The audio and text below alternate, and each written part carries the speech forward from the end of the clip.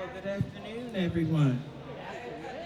I am Carolyn Ross Holmes and one of the board members of the Front Porch. This is Warren County's first grocery co-op where the community is coming together to meet the needs of the community. I have the absolute honor today. This is our last in a series of supper clubs that we've held here in the community, just so that we would have a chance to acquaint community members with coming back to this space.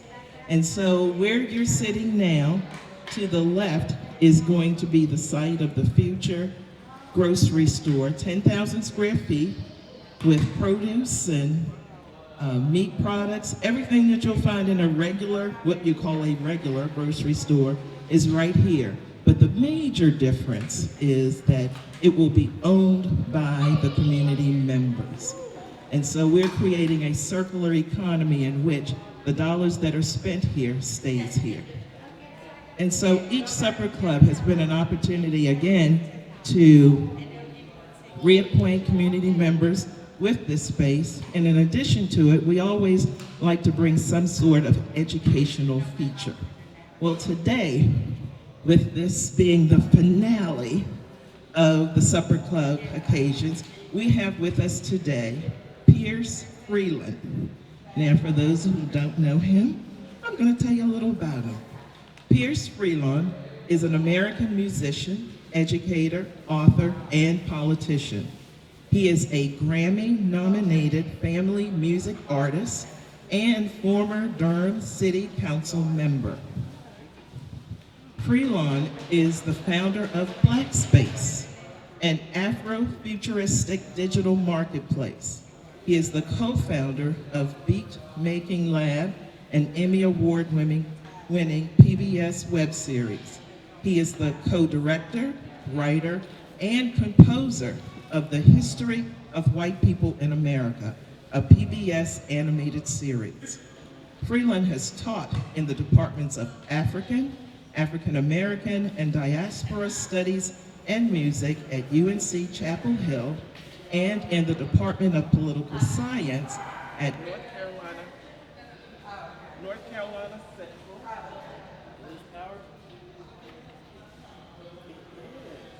So I gotta go in teacher voice. He is the former board member of the North Carolina Arts Council. Without further ado, I present to some and introduce to others, Mr. Freelon. Okay, thank you.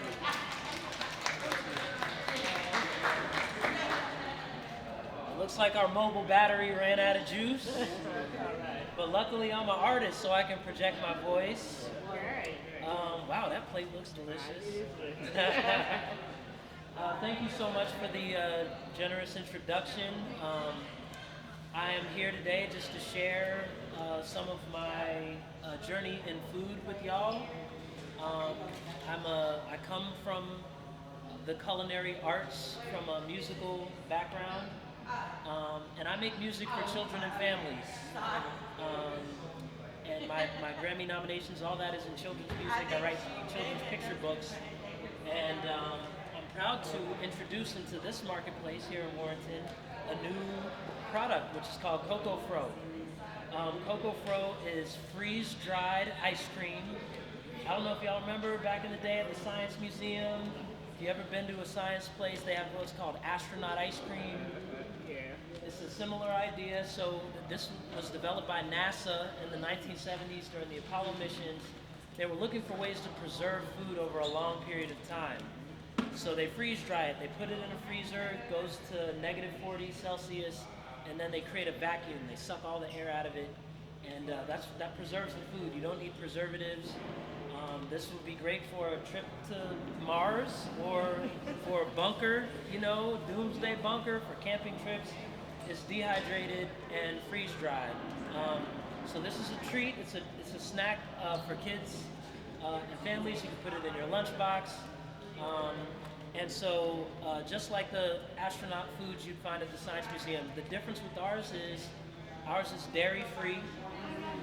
Over 80% of African Americans are lactose intolerant. Yeah. So we say, you know what, we're not going to deal with that milk and that cream. Oh, are we back on? Wonderful. Okay, so while we're getting the projector back up, I was just saying that CocoFro is dairy-free, like most black people.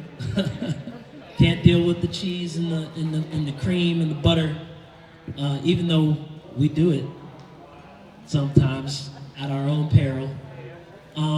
We wanted to make an ice cream that our community could enjoy. The other thing about our ice cream, for anybody who has experienced health issues that are sugar related, we do not put sugar in our ice cream. We sweeten with plants, dates, and maple syrup, which has a lower glycemic index than some of our traditional white sugars. So, okay, good. We got the projector back up, so let me see if I can hook this up real quick. All right.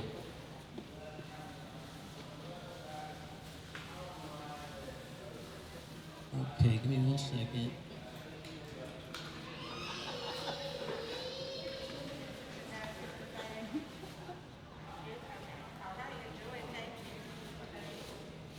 All right. So this should start broadcasting my screen in a few minutes, few seconds. Okay, CocoFro. Okay, so this is our website here, CocoFro. One of the other things that differentiates our product is that our ice cream flavors reflect our culture. So one of our flagship flavors, of course we have strawberry, vanilla, chocolate, the types of flavors you would expect to see in your freezer, but we also have a sweet potato pie flavor. This sweet potato pie is my mother's recipe. It's got local, organic North Carolina sweet potatoes in it. There's ginger, nutmeg, cinnamon, yeah, all the things. Organic Madagascar vanilla beans with a pinch of sea salt. And most importantly, some love. There's some love in there too. So our ice cream flavors, again, not only do they reflect our biology, but also our ancestors' cookbooks. And so this is just a glimpse of our website. We actually have some CocoFro available for sale here. It will be a part of the market. It was wonderful speaking to the family about the vision for this space, that it will be a grocery store as well as a place where you can grow food. That is really in alignment with our values. Down-to-earth ingredients. All of our ingredients are 100% organic. We're talking organic coconut cream, maple syrup, date sugar, and all of the other spices and fruits and vegetables that make up our product. So yeah, we are a black-owned, woman-owned. My wife and I own this company. We launched it earlier this year. We just opened up a new production facility in Durham, North Carolina. So it's about an hour drive to get down here. We're not far, but we would love to come and be part of this community and appreciate your support. We see a lot of alignment with the work that y'all are doing here and look forward to being a part of this community as well. So I'm gonna go real quick into a few of our products. We have vanilla cardamom, which is my personal favorite flavor. Rich chocolate, strawberry cream, and sweet potato pie. Those are the 4 flavors that we have available for y'all today. Next year we'll be launching a mint chocolate chip and also a caramel plantain, which again, we're trying to reach into our ancestors' cookbooks to find the ingredients that our mama and our grandmama and our ancestors used. Let me see if there's anything else I want to share here. This is about lactose intolerance. Yeah, a taste of space. A lot of our branding for our company kind of is space themed because a lot of people who are familiar with freeze-dried foods, they find it at the Science Museum, astronaut food, astronaut ice cream, etc. But for those of us here on planet Earth, one of the great things about freeze-dried ice cream is that it's shelf-stable.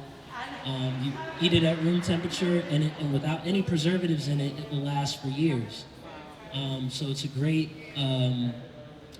product to have a healthy thing in your house that you can pop open at any time and know that it's going to serve you delicious, organic food that is, we call it creamy, sweet, and crunchy, and easy on the tummy because of its the coconut piece with the lactose intolerance. So you can learn more about the company. I brought some flyers for y'all with a little bit more information on our background. I'm going to pass these out. And if you have any questions, I'm here to answer them, especially as a Black-owned business owner. And this is our first consumer product. But again, we also do, oh, is that the one with the info on it? Let me see. Make sure I give y'all the right one. Okay, this one actually has a discount code, the one that is handed out, a discount code that'll get you 10% off your first purchase, and you can read more about the company on the website. If you're interested in more info on the company, I've got stickers and then flyers here that have a little more intel on it. And yeah, please get some stickers, hand them out. Thank you. So again, as I mentioned, I make music for children and families. So CocoFro is a hit when I come to a school or to an auditorium or a theater to perform. Our songs that we weave into the performance include messages about health and wellness, about community, and CocoFro is a part of the show.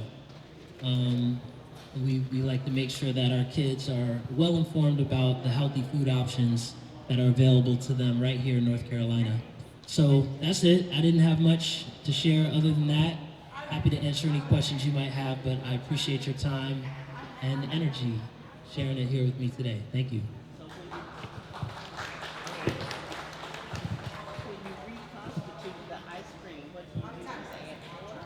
Okay, so the question was, when you reconstitute the ice cream, do you add water? Actually, it reconstitutes in your mouth. You just put it in your mouth.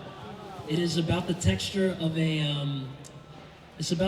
like a marshmallow and a box of Lucky Charms. It's crunchy, and as soon as it hits your tongue, it's gonna melt. So you don't need to put it in the freezer. You don't need to, add water. If you add water to it, it'll melt. So the water in your mouth will melt the ice cream, and it'll taste just like an ice cream cone. We actually make it like real ice cream. We have an ice cream maker. It's a soft serve maker. We put it in the mold, scoop it out, and then we freeze dry it. So, yes, ma'am? Oh, it really tastes like ice cream. I'm gonna have to pull out a sample for you because you look very curious.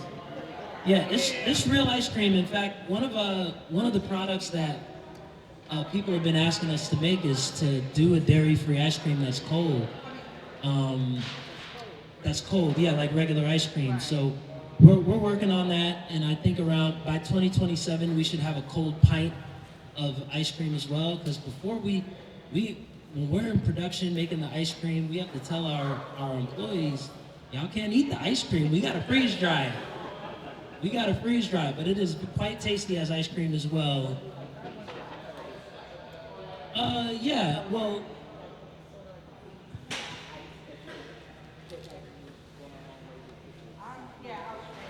Yeah, so the question is, it's about the freeze drying process. So yeah, when we transport it as ice cream from one facility to another, we do use dry ice to keep it cold.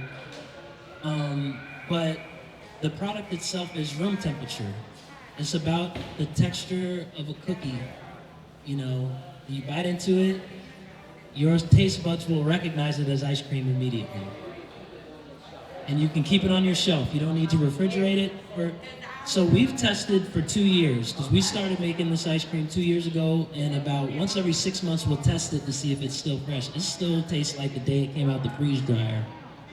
However, studies show that it can last from 5 up to 10 years. This is a technology developed for space missions, so they want those astronauts to have access to food that they can eat. You know, they leave Earth, you know, sometimes on a mission that can take 2, 4, 6 years each way, depending on where they're going. So it's a way to preserve the food over a long period of time. Yes?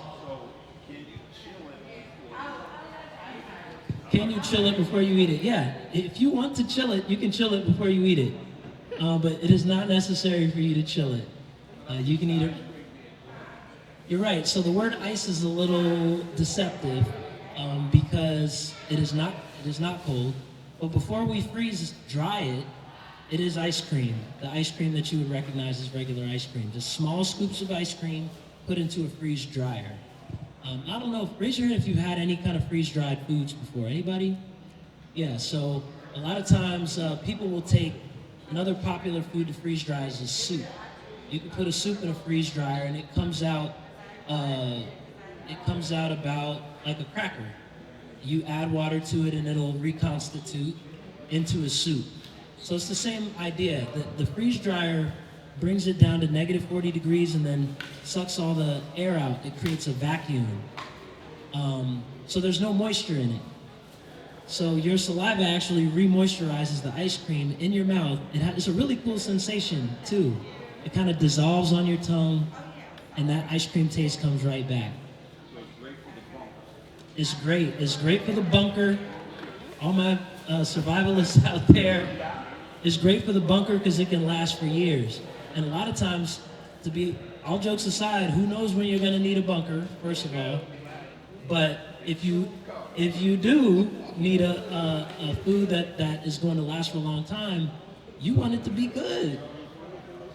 You want it to be delicious. You don't just want to be cracking open the old can of 6-year-old beans and, you know, MREs, yeah, for those of y'all familiar with military cuisine, we're trying to bring some quality and some culture to that space.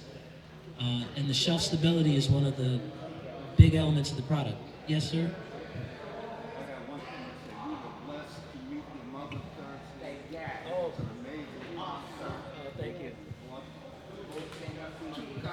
Thank you. Okay. He was saying they were blessed to meet my mom on Thursday. My mother is a jazz vocalist named Nina Freelon. She just released a book. Y'all bought 2 copies of the book and 2 CDs? Okay. Yeah, my mother's name is Nina Freelon. She is a world-renowned jazz artist. And yeah, thank you for saying that. Oh, that's beautiful. Ooh, they got autographed books from my mama. It's hard to keep up with mom. But I'm grateful. I didn't mention my books, but I got some in the car. I came here today mostly to talk about CocoFro, but I got books in the car too. I write children's picture books, and I got those as well. I'm sure in a space like this, food and culture are equally important. So, but yeah, both my books are about fatherhood. My first book is called Daddy Daughter Day. It's about having a play date just with me and my daughter. And my second book is called Daddy and Me Side by Side. It's about going camping with my son and remembering his grandfather, my dad, who passed away. And it's about remembering your ancestors and appreciating what they taught you.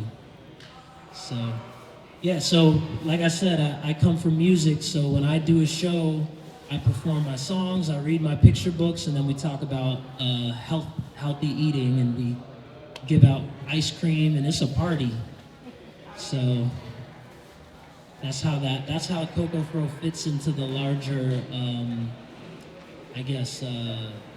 network of products that I offer for children and families.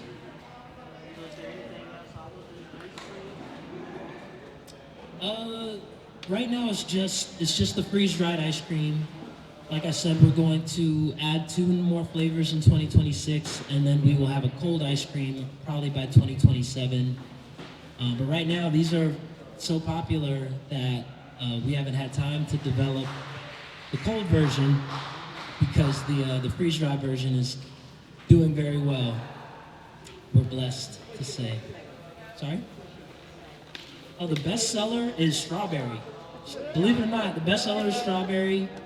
We are in about a dozen grocery stores and a bunch of shops, small retailers throughout the state and nationally and internationally. We're in London, we're in Japan, Canada.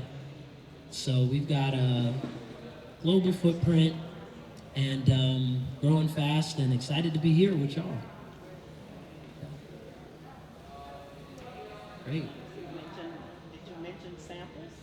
Samples, yeah. I mean, I got samples in the car. I can get you some samples. Because I know it's a product that most people aren't familiar with. So there are some for purchase, but after I drop the mic, I will go grab some samples from the car so you can try it out before you buy it. No problem. Yeah, it's tasty. Yes, sir. Oh, you, yes, sir.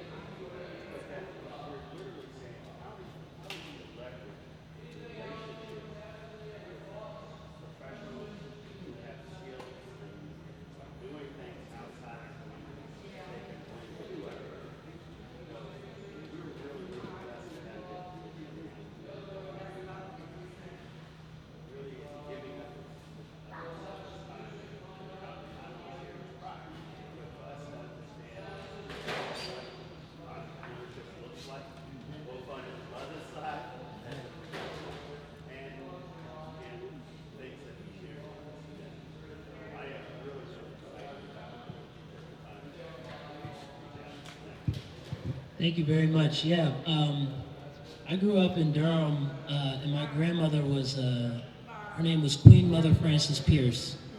I'm named after her, and she was a very Afrocentric Christian black woman. And of course, in addition to celebrating Christmas, she also had us learn all the principles of Kwanzaa. I know them all. And when you were telling me about what y'all are doing here, I thought about cooperative economics, which is great because we're in a lot of vendors around this country, but this is the first one who invited me to come speak to a room full of my people. They don't give businesses opportunities to address community like this. That's cooperative economics. That's why I drove all the way down here, because this is an investment in our community. And the other one that I thought of was collective work and responsibility, which is another very important principle of Kwanzaa, which is about, we're in this together. When you told me the vision of there's gonna be aquaponics food grown here and an actual grocery store on the other side, like, to be able to produce food on the same site where you sell it, that's powerful right there. Our ancestors had access to that power, and we don't anymore, because you want something from Amazon, you call it, they'll bring it from somewhere and drop it off at your door. But the producers are no longer connected to the distribution outlets, and so we're cut out of the finances of that. And we can't do quality control to make sure our food is healthy and organic. So this is right up my alley. My grandma, she dancing up there right now, thrilled. And I gotta mention my father as well. My dad was an architect. He was the architect of the Smithsonian Museum of African American History and Culture in Washington, D.C. His name is Phil Freelon. He's also done a lot of black history museums in North Carolina. He did the Harvey Gantt Center in Charlotte, the Civil Rights Museum in Greensboro, the Stone Center in Chapel Hill. So my dad, he built structures to house Black culture and also to preserve Black futures. And I see that's what's happening in this beautiful space. I see a place where we can preserve our culture and also preserve our future. Very important work that y'all are doing here. So I'm blessed to come down. My father is an ancestor now. He sends greetings. My grandma sends greetings. I come with them. I don't know if you can feel it, but they're always with me. And so I'm gonna go get your samples from the car. Grandma saying, don't forget them samples now. So I'm gonna get them samples. And I'm gonna be right back. But I just wanted to say thank you for having me and thank you for what you're doing. Yeah.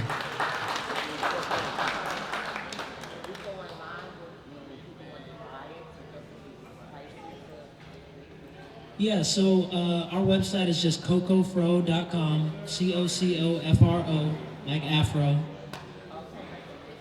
So it's CocoFro.com. It stands for frozen coconut, because we use coconut cream instead of dairy cream. But obviously, fro means something to us as a people as well. Double entendre. So you can pick it up on our website, and we will have it. We will be one of the many vendors on sale right here at this co-op. So make sure you join the co-op and are part of the ownership of this.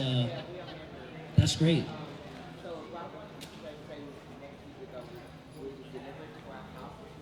Oh yeah. If you order it off the website, we'll ship it to your door. Yep. It won't be me personally, but the fine people of the U.S. Postal Service will deliver your ice cream on time. Yes. Thank you very much. I'm gonna run to the car. I'll be right back. Thank you. Thank you so much, Pierce. Thank you. Look, Pierce is being very generous. I want y'all to know by him going to the car to get samples, because actually, I gotta give my commercial here. Out at the front, we have a wheel where it's $2 for a chance to win several different things. You have a chance to win a turkey. You have a chance to win a membership. You have a chance to win a Front Porch cup, which is an amazing cup that comes with a straw, as well as some of the CocoFro product. So it's a $2 chance, and of course it's a fundraiser that goes towards the Front Porch. But again, if you are not a member yet, please consider becoming a member, because as a member, you are an owner. This will be our store. And also become our ambassador and share with other folks within your circle of influence about what we're trying to do here at the Front Porch. And encourage them to also become a member. And as Pierce said, one of their products will be on the shelf. And that's the other thing. As member owners of the Front Porch, we'll have a say on what's on the shelves. And we're going to be very intentional about identifying those local producer owners, so that we can have a say. And that's what adds to that circular economy, okay?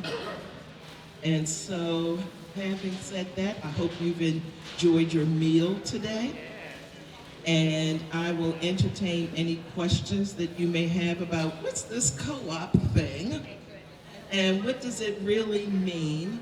Because, and I also want to make sure I make the differentiation that this isn't like a Sam's Club membership that you pay $100 every year to be able to come through the threshold to go shopping. No. You are literally a owner of this store. And so we're on a membership drive now to get 1,200 members, because then that gives the finance folks the understanding that, oh, this is a project that's worth financing, supporting. And then the store will be open to the public, but members will have benefits.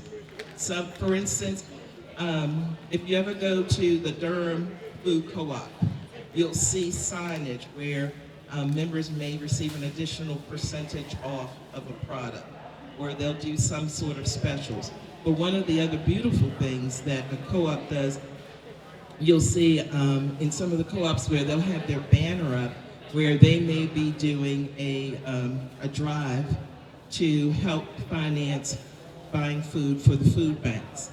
because that's one of the other principles as a co-op is concern for community, okay? So the whole framework of how we operate is very much people over profit.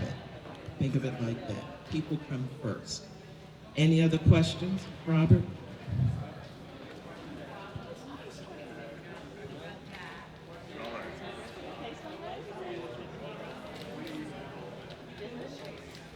Robert says, a lot of people say, well, when are you going to open? Well, unlike a corporate organization who does their capital campaign and determine their funding, they can pretty much speculate as to when they're going to open. With a co-op, we grow at the rate of trust. And we'll open once we get our 1,200 members. So however long it takes us to get to that 1,200 member mark is going to determine when that opening will happen.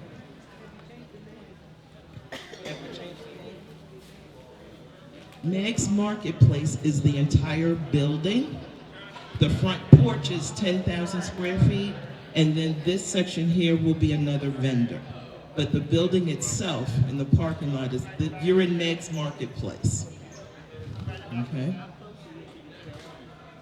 We are at about 230, 225? 225.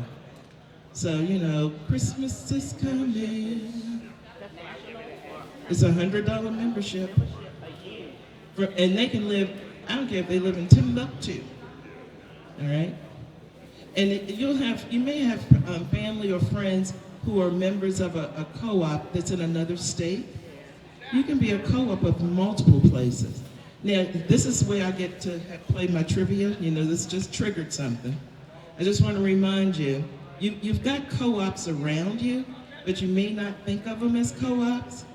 For instance, anybody belong to a credit union? That's a co-op. All right?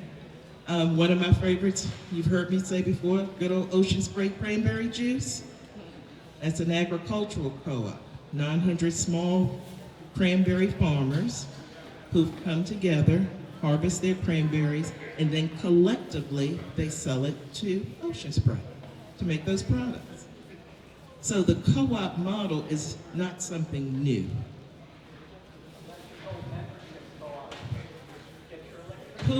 Yes, Halifax Electric Co-op.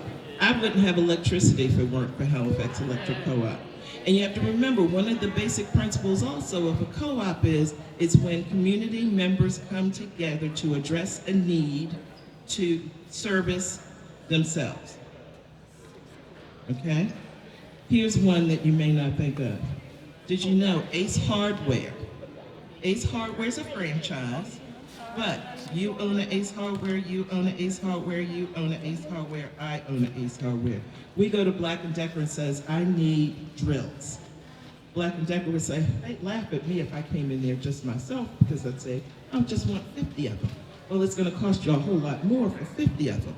But if my franchise, along with yours, and yours, we come together and collectively make that purchase of those drills from Black & Decker, now we can get it at the same pricing as the big box stores and be competitive. That's a purchasing co-op. I'm going to be working on a project next month over in Lenoir County where there's an interest to create a youth worker-owned produce stand. Did you hear that? Youth worker-owned produce stand. So instead of just having a produce stand as like a summer job that is owned by somebody else, they will go through the classes and training over the next 6 months to actually develop and create their own produce stand that will be worker owned by those youth. That's amazing. And so the principle itself, and this is another thing that co-ops does, is it brings community together. So just as this co-op, we're going to be very intentional about what's on our shelves, we've also identified the farmers that are in the community. And can we create another pathway for our farmers to know where their produce will land. And there's a process for that as well. But they can be called what's called producer owners and have a role here. So that this economy that we're creating is amazing. Yes, Reverend Kearney.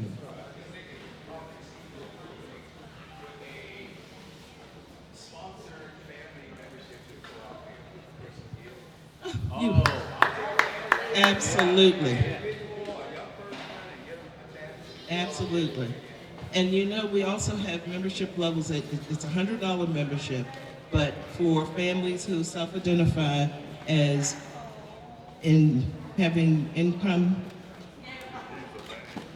levels where they would be able to qualify for the $25 membership, I think that's an excellent way to use $100 is to buy 4 family memberships at that $25 level.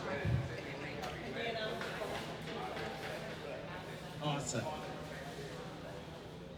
I will take, and then if anybody else wants to follow with what Reverend Kearney just suggested, we're going to send him our QR code that he's going to post on his website, so that, and then he'll have a description about the front porch, and then when you scan that QR code, it goes right over to us. Thank you. That's correct. That's collaboration. Thank you. Yes, ma'am. Awesome. Thank you. Yes, ma'am. All right. And I'm bringing my daughter and sponsor her at the event plan too. That's what we're talking about. So that's community coming together and support. And I think too, it's a way that we can create another pathway for our young people, because we're going to need cashiers, we're going to need a produce manager, we're going to need all levels of personnel to run this organization. And again, it's people over profit. So as members, we have a say on what that's going to look like in terms of that pay scale, because we're not funding an investors group or a golden parachute for a CEO. All of us are the members. Robert? Thank you, Carolyn. Again, as one of the board members of Co-op, we've been on this journey now for about 9+ months as board members, trying to create this thing called Co-op.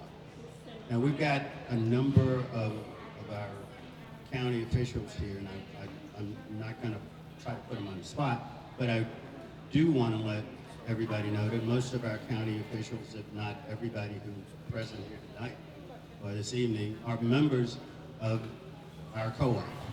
They support the co-op.